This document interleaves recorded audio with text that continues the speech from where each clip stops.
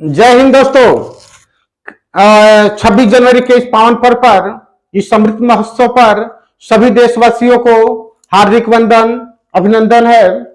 जैसा कि पूरे देश में आज पूरी शौर्यता के साथ, वीरता के साथ, एक उत्साह के साथ, एक जज्बे के साथ पूरे देश में 26 जनवरी का इस पावन पर्व मनाया जा रहा है और सभी देश को अपने इस देश पे गर्व है, नाज है कि हम ऐसे देश में रहते हैं जो दुनिया का सबसे बड़ा लोकतांत्रिक देश है, विश्व का सबसे बड़ा संविधान जिस देश का है, जो सबसे कठोर भी है और लचीला भी है, ऐसे देश में हम रहते हैं। ऐसे देश को, ऐसे भारत माता की सत सत नमन, हार्दिक वंदन नमन, पूरे देशवासियों को नमन। जय हिंद। दोस्तों, जैसा कि हम सभी को पता है, इस देश को आजाद कराने में बहुत सारे नेताओं ने, महान नेताओं ने, क्रांतिकारियों ने कितनी शिद्दत और दिल्लगी के साथ और पूरे उत्साह के साथ बुद्धिमत्ता का इस्तेमाल करते हुए देश को आजाद कराया। ऐसे में महात्मा गांधी, सुभाष चंद्र बोस, चंद्रशेखर आजाद, रामप्रसाद बिस्मिल, बहुत सारे ऐसे नेता हैं जो देश को आजाद कराए।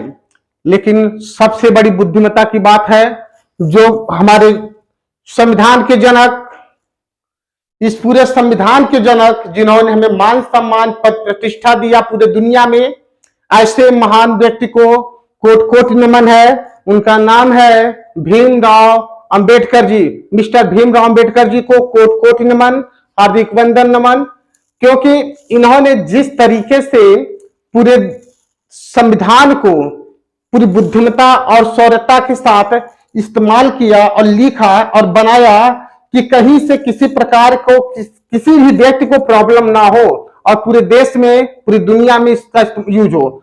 जैसा कि आपको पता होगा कि 60 देशों के संविधान से, 60 देशों के संविधान से ये लिया गया था और टोटल जो है बनने में, इसको भारत के संविधान को 2 वर्ष 11 माह 18 दिन का समय लगा था।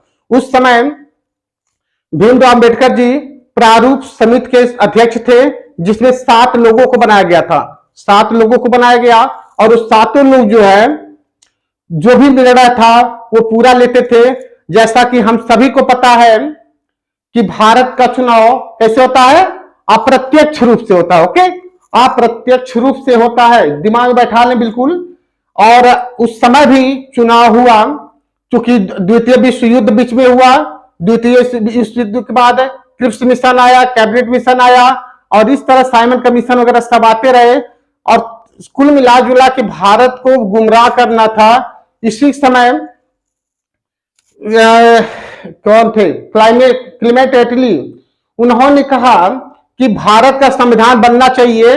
और चूंकि द्वितीय विश्व युद्ध के दौरान इंग्लैंड, ठीक है, इंग्लैंड पूरी तरह से जो है क्या हो गया था, कमजोर हो गया था। लेकिन द्वितीय विश्व युद्ध इसने जीता और जीतने के बाद जो क्लेमेंट एटली थे, उन्होंने कहा कि मैं जो है आप लोगों को जो है संविधान बनाने का अधिकार दूंगा और उन्होंने मदद किया।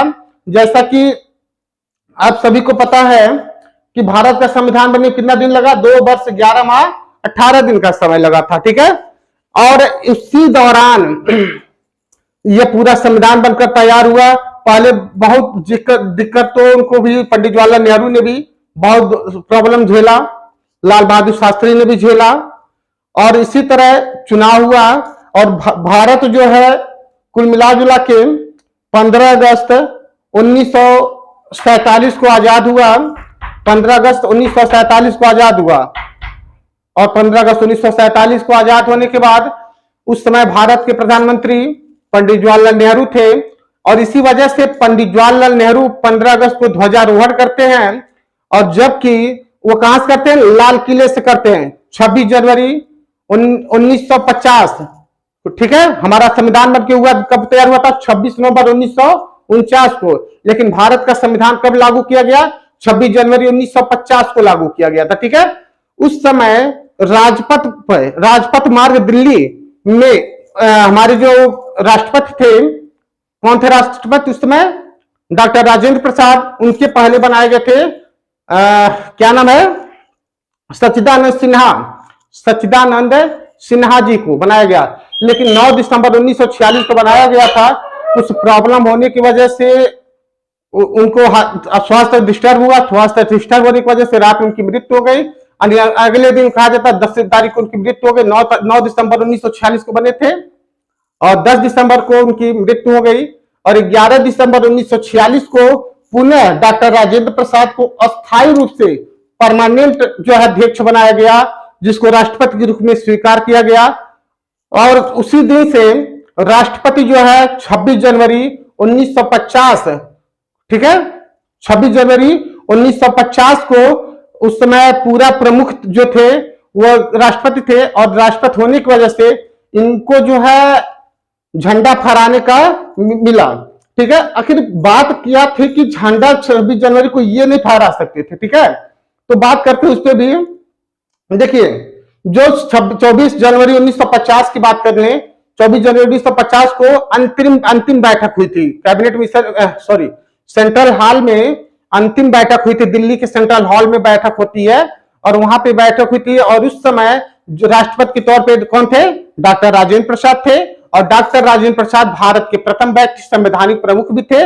इसलिए 26 जनवरी के दिन देश के राष्ट्रपति को झंडा फहराने की अनुमति थी। और वह जो है एक नागरिकता होने की वजह से, पूर्ण गणतंत्र होने की वजह से राष्ट्रपति को जो है झंडा फहराने का अनुमति मिला। इसलिए यही कारण है कि 26 जनवरी 1950 को झंडा फहराते हैं।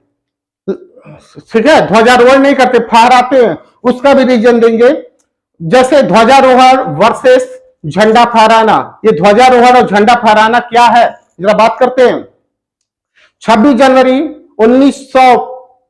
जनवरी को गणतंत्र दिवस राष्ट्रीय ध्वज के ऊपर बांधा जाता है, उसे वहां से फहराया जाता है। इसी वजह से गणतंत्र दिवस पर झंडा फहराया जाता है। गणतंत्र दिवस पर झंडा फहराया जाता है। 15 अगस्त को स्वतंत्रता दिवस का दिन राष्ट्रीय ध्वज को ऊपर की तरफ खींचा जाता है और फिर इसे फहराया जाता है। जिस दिन हमारा देश स्वतंत्र हुआ था उस दिन ब्रिटिश सरकार ने अपना झंडा उतारकर इंडियन फ्लैग को ऊपर चढ़ाया था।